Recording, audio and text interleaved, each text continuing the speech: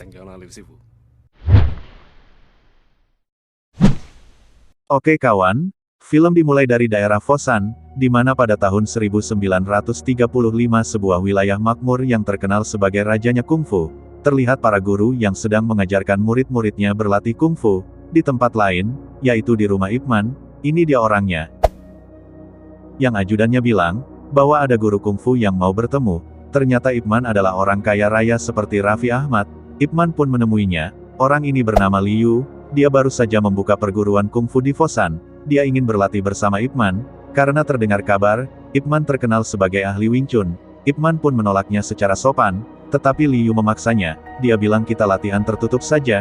Jadi kalau guru Liu kalah, maka tak ada orang yang tahu. Ip Man pun menyanggupinya. Tapi dia mau makan dulu bersama anak dan istrinya. Setelah makan, Ip Man langsung merokok dulu sebentar agar tidak asam mulutnya. Sedangkan Liu lanjut makan makanan ringan. Di waktu yang sama ada seorang anak muda yang hendak mengambil layangan di depan rumahnya Ip Man. Ip Man dan Liu pun akhirnya bertarung.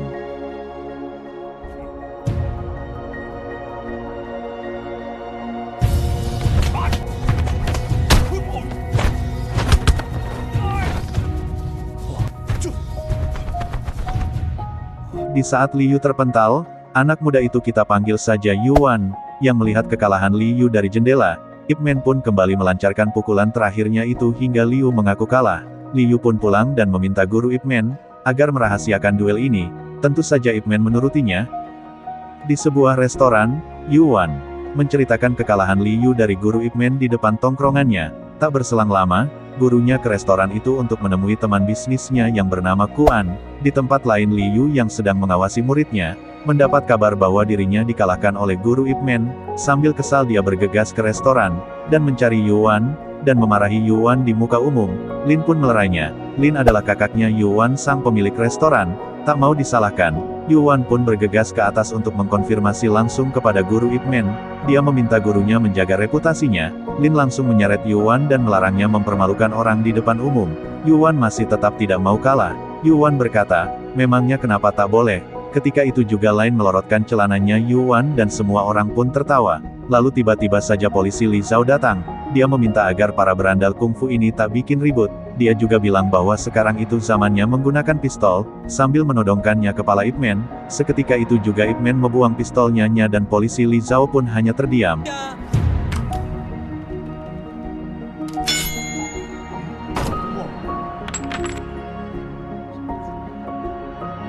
Ip Man mengakui bahwa praktisi kungfu itu terkadang memang begajulan, tetapi bukan berarti mereka tak beradab. Ia pun memutuskan mentraktir polisi Li Zhao dan jajarannya, dan kerumunan pun menjadi bubar.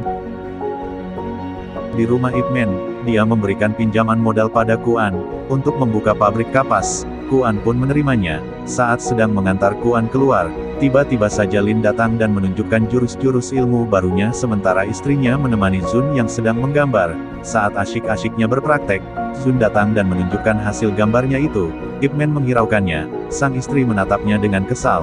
Melihat dari luar pagar, warga setempat pun meminta Ip Man mengulangi aksinya.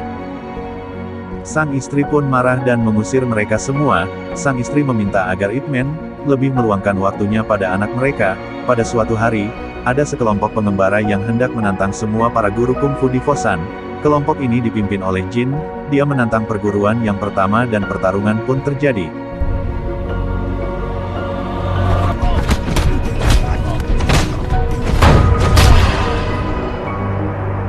Tapi sialnya, guru ini pun kalah.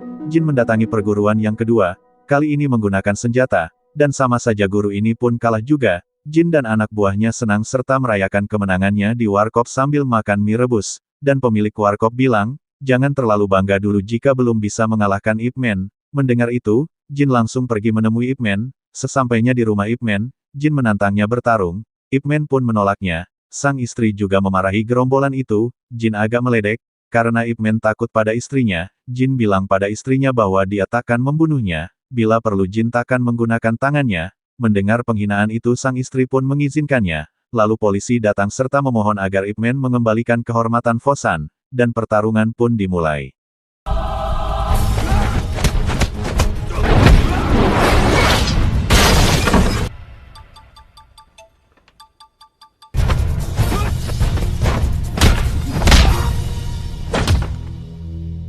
Jin pun kalah dan mereka keluar sambil disoraki warga Fosan. Dan pada saat itulah warga Fosan jadi sangat menghormati dan menyayangi Ip Man. Saat berbelanja di pasar, selalu mendapatkan barang-barang secara gratis oleh warga setempat.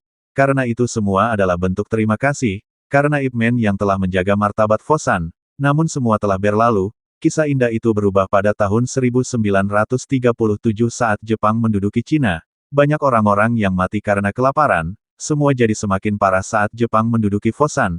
Pada tahun 1938 Jepang menghancurkan banyak fasilitas daerah Fosan. Populasi Fosan pun semakin sedikit. Adapun rumah Ip Man disita oleh Jepang. Untuk dijadikan markas, di sini Ip Man hidup miskin, sebagaimana orang-orang Fosan pada umumnya. Walaupun demikian sang istri tetap menemaninya. Saat itu Ip Man pun menuju ke toko beras untuk menukarkan barang berharga miliknya. Seusai menukar beras, Ip Man bertemu dengan Kuan. Ip Man pun diajak ke pabrik kapasnya. Jepang masih mengizinkannya beroperasi. Kuan menawarkan jabatan pada Ip Man. Karena Kuan mengingat bahwa Ip Man yang telah berbaik hati meminjamkan modal awal dibangunnya pabrik ini. Tetapi Ip Man menolaknya karena tak mau berhutang budi. Oke kawan, pada suatu hari, Ip Man tengah membuatkan bubur untuk istrinya. Karena istrinya sedang sakit, istrinya selalu memikirkan persediaan stok bahan makanan. Tetapi Ip Man menenangkannya, karena esok hari dia akan mencari pekerjaan. Ip Man ditolak oleh toko demi toko, hingga pada akhirnya, Ip Man ikut rombongan pekerja batubara. Di sana ia pun bertemu dengan Lin, si pemilik restoran pada awal film. Saat sedang beristirahat, Lin melihat Ip Man menyimpan jatah makan siangnya. Melihat itu Lin meminta Ip Man agar menghabiskan jatah makanannya juga. Mereka berdua saling bertanya kabar. Yuan ternyata tak pernah pulang ke rumah. Sejak Lin melorotkan celananya, dia pun tidak tahu apa masih hidup atau tidak. Lin sangat ingin meminta maaf kepada Yuan. Lalu Lin sadar bahwa kalengnya hilang. Saat tengah mencari kaleng itu tiba-tiba tentara Jepang datang. Polisi Yu Zhao kini menjadi penerjemah Jepang. Jenderal Jepang mendengar bahwa orang-orang Fosan jago kungfu. Maka dia ingin mengundang orang-orang dari Fosan untuk bertarung dengan para karateka orang Jepang. Jika menang mereka akan mendapatkan sekantong beras. Orang-orang Fosan pun bersemangat. Lin juga ikut serta ke sana. Sedangkan Ip Man tidak ikut dengannya, di mana mereka di markas Jepang. Terlihat guru Liu sedang bertarung dengan pasukan karateka. Dia menang dan mendapatkan sekantong beras. Melihat kehebatannya itu, Jenderal Miura ingin bertarung juga. Dia ingin melawan 3 orang sekaligus. Miura akan memberinya beras walau menang ataupun kalah. Dan kemudian Miura pun turun tangan juga melawan 3 orang Fosan. Salah satunya adalah Lin hanya dengan sekali tendangan. Miura menumbangkan 3 orang sekaligus. Lin bangkit dan melawannya lagi. Alhasil Lin pun dihajar sampai batuk darah. 2 orang Fosan mengaku menyerah. Tetapi Lin menyerang lagi. Miura mampu mencekiknya. Sedangkan Lin menyemburnya dengan darah di mulutnya. Miura pun menghajar Lin sampai terpental sangat jauh. Oke kawan. Keesokan harinya Ip Man bekerja kembali. Dia tiba-tiba melihat ada kaleng di bawah. Lalu Ip Man menyimpannya. Saat sedang makan siang, Li Zhao dan pasukan Jepang datang untuk mengundang bertarung kembali. Ip Man menghampiri Li Zhao, dan menanyakan Lin. Dia pun berkata tak tahu. Ip Man terus bertanya kepadanya, tetapi Li Zhao mengacuhkannya.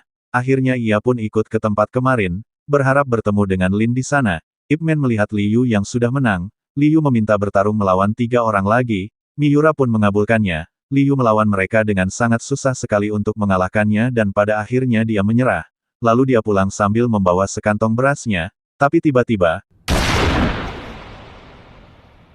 kepala Liu ditembak.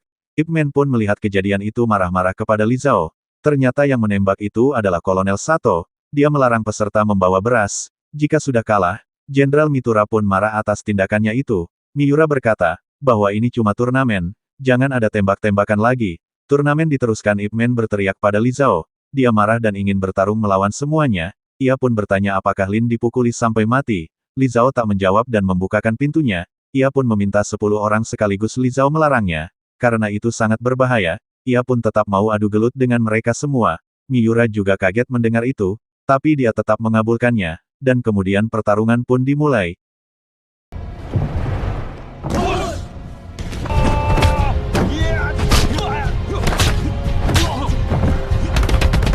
Ip Man yang marah dan kesal, memukul ke-10 karateka itu semua tanpa ampun. Miura terpana melihatnya. Setelah ke-10-nya babak belur, Miura memintanya kembali dan memberikan beras itu, tetapi Ip Man menolaknya. Ip Man pun pulang membawa beras berdarah miliknya Liu. dan memberikan beras itu pada keluarganya. Di sana Ip Man bertemu dengan Li Zhao. Dia berkata agar berhati-hati pada orang Jepang. Ip Man menamparkan Li Zhao karena menganggapnya pengkhianat. Li Zhao tak terima karena dia cuma penerjemah. Kematian orang-orang Cina tak ada hubungannya dengan dirinya. Ia pun berlalu pergi. Sesampainya Ip Man di rumah, sang istri mengobati luka Ip Man menggunakan minyak urut. Di lain tempat, di tengah hutan Jin bersiap untuk menghadang truk. Saat truk itu berhenti, anak buahnya pun berdatangan untuk membegal dan merampas barang-barangnya mereka. Mereka pun pergi ke pabrik kapas. Jin meminta uang kepada Kuan. Kuan dipukuli karena tidak punya uang. Melihat ayahnya dipukuli, anak Kuan pun pergi ke tempatnya guru Ip Man. Dia melaporkan kejadian itu, tapi sayangnya, sebelum Ip Man yang datang, mereka sudah keburu pergi, dan berjanji akan kembali lagi. Dan salah satu anggota pembegal itu ternyata ada Yuan, adiknya Lin. Lin sang pemilik restoran yang tewas dipukuli Miura. Setibanya di pabrik, Ip Man melihat Kuan yang bonyok. Di tengah bekerja, Kuan memohon agar guru Ip Man mengajarkannya Wing Chun. Permohonan itu rupanya diikuti oleh semua buruh pabrik. Ia pun menyanggupinya dan mengajarinya.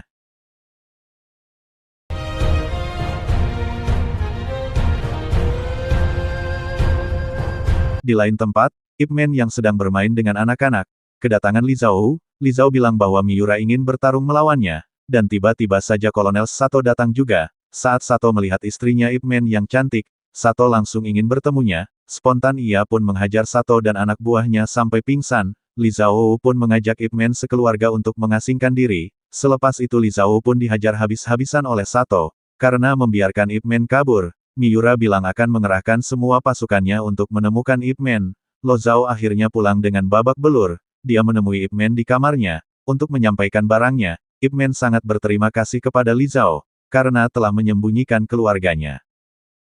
Keesokan hari, Jin datang lagi, dan meminta uang. Kali ini para buruh siap menghadapinya, dan adu gelut pun terjadi. Saat para buruh sedang melawan para anak buah Jin, guru Ip Man pun tiba-tiba datang dan membantu mengajar para anak buah Jin. Anak buah Jin pun kemudian menyerang lagi menggunakan kampak, tapi Ip Man berhasil melawannya. Akhirnya Jin pun turun tangan menggunakan garpu panjang, sedangkan Ip Man menggunakan bambu panjang. Lalu Yuan adiknya Lin ikut membantu juga, dan dia menyerang Ip Man, tapi Ip Man bisa mengalahkan mereka. Jin dan anak buahnya pun kabur. Ip Man langsung memanggil Yuan yang berjalan pincang. Ia memberikan kotak kalengnya Lin kepada Yuan. Yuan kesal dan menepisnya. Ip Man kemudian mengambilnya kembali dan memberitahunya bahwa Lin kakaknya sudah tewas mengenaskan karena dipukuli pasukan Jepang.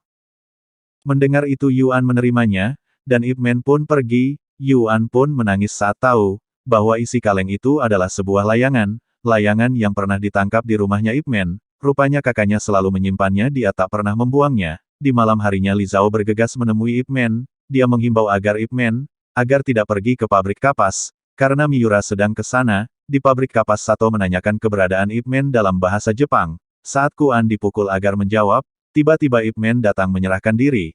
Ia lalu dipukul hingga bertekuk lutut. Sato ingin menembaknya tapi Miura mencegahnya. Ia meminta Ip Man untuk mengajarkan kungfu kepada tentara Jepang.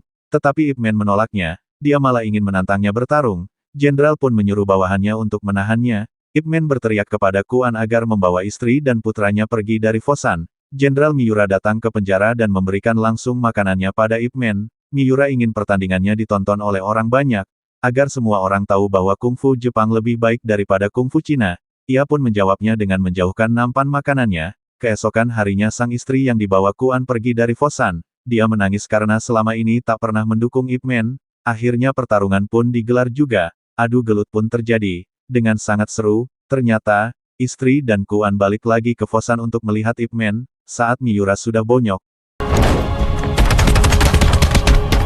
warga Fosan pun bergembira. Di tengah euforia tiba-tiba saja Sato menembak Ip Man hingga terjatuh. Seketika itu juga warga pun bereaksi. Sementara itu Li Zhao mencoba merebut pistol dari Sato dan Li Zhao berhasil menembak leher Sato. Sang istri dan para warga pun mengerubungi Ip Man, dan film pun selesai.